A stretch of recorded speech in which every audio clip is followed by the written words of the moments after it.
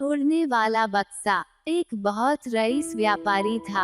अगर वह चाहता तो आसानी से एक पूरी सड़क और एक छोटी गली चांदी के सिक्कों से मढ़वा सकता था, पर वह ऐसा बेवकूफ नहीं था। वो अपने पैसे का अच्छा इस्तेमाल करता था। वो एक तांबे का सिक्का भी तब तक नहीं देता था जब तक कि बदले में चांदी का सिक्का न मिल जाए। वो एक होशियार व्यापारी था, पर वह भी हमेशा जिंदा नहीं रह सकता था। उसके मरने के बाद उसके बेटे को उसका सारा पैसा मिला। वो जमा करने से ज्यादा खर्च करने में होशियार था। वो हर रात को पार्टियों में जाता था, रुपयों से पतंगे बनाता था। यही नहीं, जब समुद्र के किनारे जाता था तो पत्थर तैराने की जगह सोने के सिक्के तैराता था। जल्दी ही उसके सब रुपए खत्म हो गए। अब उसके पास सिर्फ 4 आने, एक जोड़ी घिसा हुआ जूता और एक पुराना कोट बचा। उसके सब दोस्त उसे छोड़ गए।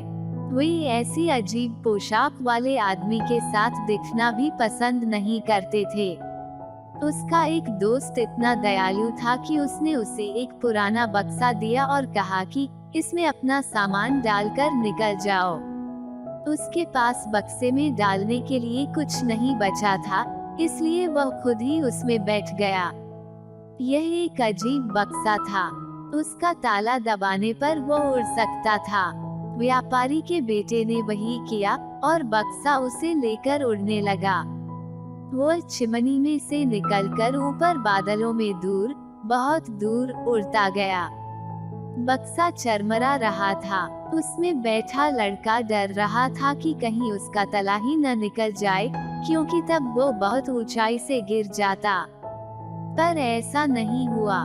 बक्सा उड़ता हुआ सीधा तुर्कों की जमीन पर जाकर उतरा।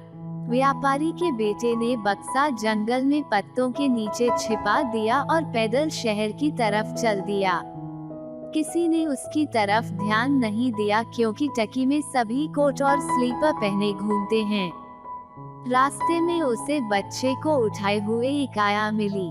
वह बोला, ओ तुर्की आया, शहर के बाहर दाहिनी तरफ यह कैसा किला है जिसकी खिड़कियां इतनी ऊंची हैं कि राक्षस के अलावा वहां कोई झांक नहीं सकता।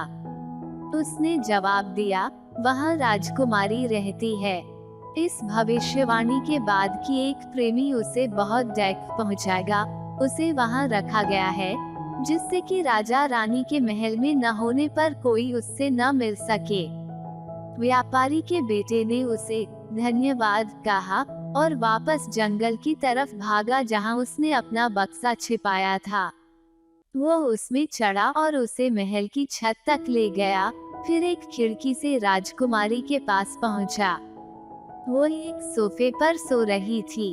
वो इतनी सुंदर थी कि व्यापारी का बेटा उसे छूए बिना नहीं रह सका। वो जाग गई और एक अजनबी को देखकर डर गई, पर लड़के ने उसे बताया कि वह तुर्कों का भगवान है और हवा में उड़कर उससे मिलने आया है। राजकुमारी यह सुनकर खुश हो गई। दोनों सोफे पर पास पास बैठे रहे। लड़का उसे कहानियां सुनाता रहा। उसने एक कहानी उसकी आंखों पर बनाई और कहा कि उसकी आंखें जंगल के बेहद सुंदर तालाब जैसी थी, जिनमें विचार जलपरियों की तरह तैरते रहते थे।